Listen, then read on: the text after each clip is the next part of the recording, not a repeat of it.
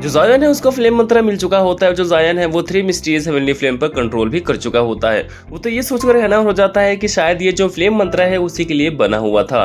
वो तो वेट कर रहा था कि मैं कब जाऊंगा और कब मुझे फ्लेम मंत्रा मिल जाएगा। लेकिन वेली मास्टर की बातें सुनने के बाद उसको रियलाइज होता है कि भाई ये जो फ्लेम मंत्र है और जो जायन है किस तरह जुड़ा हुआ है एक दूसरे से। क्योंकि जो जाओ जुआन है वो तो एक दोदी होता है और वो बहुत ज्यादा पावरफुल होता है जो कि जाओ क्लैन से बिलोंग करते हैं। जब जायन को ये सब बात पता चलती है तो जायन भी हैरान हो जाता है। फिर जायन सभी को गुड बाय बोलता है और वो निकल जाता है लिटिल फेरी डॉक्टर को ढूंढने के लिए, क्योंकि काफी दिन बीत चुके होते हैं और वो अभी तक नहीं मिला होता लिटिल फेरी डॉक्टर से और जियन से भी।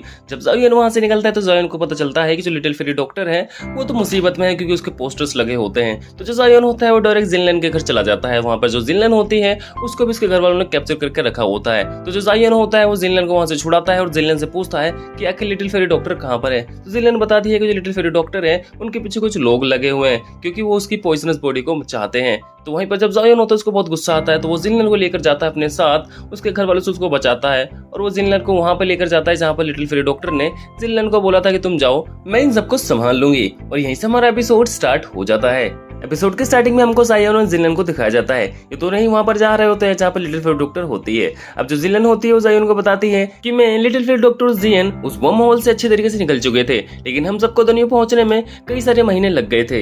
लेकिन जब हमारे पीछे एक बदमाश पड़ा हुआ था तब लिटिल फेरी डॉक्टर ने उसको बहुत बुरी तरह मारा था। लेकिन उसी चक्कर में जो लिटिल फेरी डॉक्टर की पॉइजनस बॉडी होती है वो ब्रोक आउट हो जाती है और रिवील हो जाता है कि जो लिटिल फेरी डॉक्टर है उनकी जो बॉडी है वो एक पॉइजनस बॉडी है। तभी से जो ग्लेशियर वैली के लोग होते हैं वो लिटिल फेरी डॉक्टर के पीछे पड़े हुए हैं। जब जायन की सब बात पता चलती है तो जायन भी बहुत गुस्सा करता है और जायन कहता है कि जो ग्लेशियर वैली है वो तो वन ऑफ द 3 वैलीज में से एक है, जैसे कि बर्निंग फ्लेम वैली। तो यहाँ पर जो जिनलन होती है वो हमें जवाब देती है और जिनलन बताती है कि जो सिस्टर है मुझे बचाने के लिए उन्होंने ग्लेशियर वैली के जो मास्टर्स होते हैं उन्हें अपने पीछे लगा लेती हैं और उन्हें लूशन स्ट्रीम तक लेकर जाती हैं। अब जो जायन होता है वो जिनलन के साथ लूशन स्ट्रीम भी जा रहा होता है। फिर जिनलन बताते हैं कि जब मैं वहां से बचकर आई तो मैंने अपने फैमिली के एल्डर से फेरी सिस्टर की मदद करने के लिए बोला था, लेकिन जो मेरे फैमिली के एल्डर्स होते हैं वो ग्लेशियर वैली से अपने संबंध नहीं बिगाड़ना चाहते थे, इसलिए वो मदद करने से साफ मना कर देते हैं। मैंने ये भी बोला था कि हमको जायन को ये सारी बातें बता देनी चाहिए, लेकिन वो इस पे भी राजी नहीं होते हैं। ये सारी गलती मेरी है और मैं इसके लिए बहुत ज्यादा शर्मिंदा हूँ। अब जो जायन होता है वो जिनलन की बातें सुन रहा होता है। फिर जायन कहता है कि जिनलन इसमें तुम्हारी कोई गलती नहीं है। अभी हमारी टॉप प्रायोरिटी ये होनी चाहिए कि हमको जल्दी से जल्दी लूशन स्ट्रीम पहुंचना है और तुम्हें मुझे रास्ता दिखाना है। तो जो जिनलन होती है वो हमें जवाब देती है। फिर जायन जियन के बारे में पूछता है और वो कहता है कि आखिर जियन कहाँ है। तो जो जिनलन होती है वो बताती है कि जब हम दन्यू पहुंचे थे तो जियन अपने घर चली गई थी। उसने हमें एक लेटर भी भेजा था, उसके अंदर लिखा हुआ था कि घर पे उसकी बहुत ज्यादा जरूरत है, इसलिए वो अपने घर जा रही है और कुछ टाइम के लिए वो हम सबसे दूर ही रहेगी। अब जो जायन होता है वो सोच रहा होता है कि आखिर जियन का घर कौन सा है, आखिर जियन का बैकग्राउंड क्या है, क्योंकि जो जायन होता है वो पहले से क्यूरियस होता है जियन का बैकग्राउंड को लेकर, क्योंकि वो जानता था कि जो जियन है वो किसी हेवनली क्लैन से बिलोंग करती है और वो क्लैन बहुत ज्यादा ही पावरफुल होगा। तभी सीन शिफ्ट होता है और हमको लिटिल फेरी डॉक्टर को दिखाया जाता है जो कि लड़ रही होती है ग्लेशियर वैली के मास्टर्स से। तब हम देखते हैं कि जो जायन होता है वो जिनलन के साथ लूशन स्ट्रीम पहुंच जाता है। अब जो जायन लूशन स्ट्रीम पहुंचता है तो वहां पर देखते हैं कि चारों तरफ पॉइजन फैला हुआ होता है और वो कहता है कि ये जगह तो सच में बहुत ज्यादा पापी लग रही है। और वो कहता है कि लेकिन लिटिल फेरी डॉक्टर के लिए ये जगह तो एकदम पानी में मछली की तरह है, क्योंकि उनकी जो फिजिक है वो इसके लिए ही बनी हुई है। तभी जिनलन बताते हैं कि यहाँ पर पॉइजनस गैस चारों तरफ फैली हुई है और यहाँ पर बहुत ही ज्यादा पॉइजनस बीस्ट भी रहते हैं जो कि इस माउंटेन के डेप्थ्स में रहते हैं। और मैंने तो ये भी सुना है कि यहाँ पर तो ह्यूमनॉइड मॉन्स्टर्स भी रहते हैं जो कि बहुत ही ज्यादा खतरनाक होते हैं। तो जो जायन होता है वो कहता है कि हाँ तुम बिल्कुल सही कह रही हो, यहाँ तो चारों तरफ पॉइजनस गैस ही फैली हुई है, लेकिन हम इस पॉइजनस गैस के अंदर लिटिल फेरी डॉक्टर को कैसे ढूंढेंगे। तभी जो जिनलन होती है वो अपने की कल्टीवेशन से एक रैबिट को बनाती है और वो बताती है कि ये जो रैबिट है ये मुझे फेरी सिस्टर ने दिया था ताकि इस पॉइजनस गैस के अंदर मैं रास्ता ढूंढ सकूं और ये रैबिट हमको लिटिल फेरी सिस्टर तक लेकर जाएगा। तभी हम देखते हैं कि वो दोनों उस रैबिट के पीछे पीछे चल देते हैं और हमारा सीन शिफ्ट होता है जहाँ पर हमको लिटिल फेरी सिस्टर को दिखाया जाता है जो कि लड़ रही होती है ग्लेशियर वैली के मास्टर्स के साथ। तभी हम देखते हैं कि उनके बीच में बहुत ही ज्यादा भयंकर लड़ाई हो रही होती है। जो फेरी डॉक्टर होती है अपनी जान बचाकर भाग रही होती है, लेकिन जो ग्लेशियर वैली के मास्टर्स होते हैं वो फेरी डॉक्टर के पीछे लगे ही होते हैं। वो एक के बाद एक हमला करते हुए जाते हैं और जो फेरी डॉक्टर होती है उस हमले से बचती रहती है। ऐसा लग रहा होता है कि फेरी डॉक्टर वहाँ पर अकेली पड़ रही होती है, क्योंकि वो कई सारे लोग होते हैं, उनके साथ दो जोंग भी होते हैं और दो हुआंग भी होते हैं।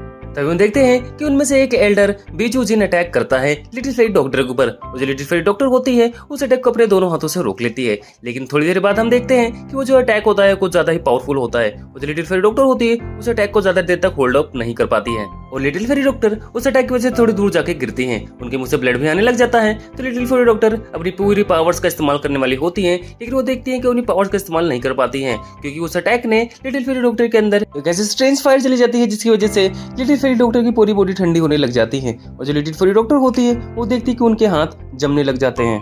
तभी उनमें से एक एल्डर बताता है कि तुमको हिट किया गया है हमारे ग्लेशियर वैली की आइस पावर से, और ये जो जुआनबिन की है तुम्हारी बॉडी के अंदर, ये तुम्हारी पूरी बॉडी को ठंडा कर देगी 1 महीने के अंदर अंदर, और अगर तुमने 1 महीने के अंदर इसका कोई इलाज नहीं ढूंढा तुम अपनी जान से हाथ धो बैठोगी।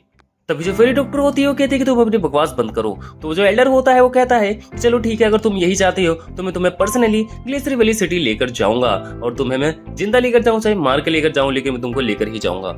और इतना बोल के वो मास्टर डॉक्टर फेरी पर आइस अटैक कर देता है। वो आइस से बहुत सारे स्पाइन्स बनाता है और वो लिटिल फेरी डॉक्टर के ऊपर उन स्पाइन्स को छोड़ देता है। तभी हम देखते हैं कि जो मास्टर होता है अपनी पूरी पावर से डॉक्टर फेरी के ऊपर हमला कर देता है। जो डॉक्टर फेरी होती है वो एक शील्ड सी बना लेती है, लेकिन उनकी बॉडी के अंदर पहले से कुछ हलचल चल रही होती है। वो अपनी पूरी पावर्स का इस्तेमाल नहीं कर पाती है, लेकिन फिर भी वो पूरी कोशिश करती है ताकि वो उस मास्टर के अटैक को रोक सके। लेकिन जो मास्टर होता है वो अटैक करता ही जाता है। एक टाइम आता है कि जो लिटिल फेरी डॉक्टर होती है वो अपनी सारी पावर्स को लूज कर देती है और वो हारने वाली होती हैं। तभी हम देखते हैं कि जो लिटिल फेरी डॉक्टर होती है किसी तरह उस अटैक से बच जाती हैं, लेकिन जो वो एल्डर्स होते हैं वो अपनी सारी डिसिबल्स को बोलते हैं कि फटाफट फॉर्मेशन की तैयारी करो। वो जो डिसिबल्स होते हैं वो सारे फॉर्मेशन बनाने के लिए तैयार हो जाते हैं। वो एक फॉर्मेशन बनाते हैं जिसके अंदर वो लिटिल फेरी डॉक्टर को कैद कर लेते हैं। अब जो लिटिल फेरी डॉक्टर होती है वो उस फॉर्मेशन के अंदर फंस जाती है। अब वो जो सारे एल्डर्स होते हैं वो एक पावरफुल अटैक करते हैं लिटिल डॉक्टर फेरी के ऊपर।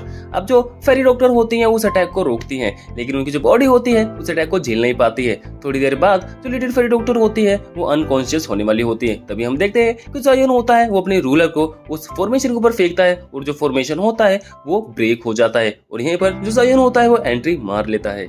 और यहीं पर इस एपिसोड का पार्ट नंबर 1 खत्म हो जाता है। इसका पार्ट 2 मैं बहुत जल्द अपलोड कर दूंगा। वैसे आपको ये एपिसोड कैसा लगा कमेंट बॉक्स में जरूर बताइएगा, और हमारी वीडियो को लाइक जरूर कर दीजिएगा ताकि हम आपके लिए ऐसी वीडियोस बनाते रहें।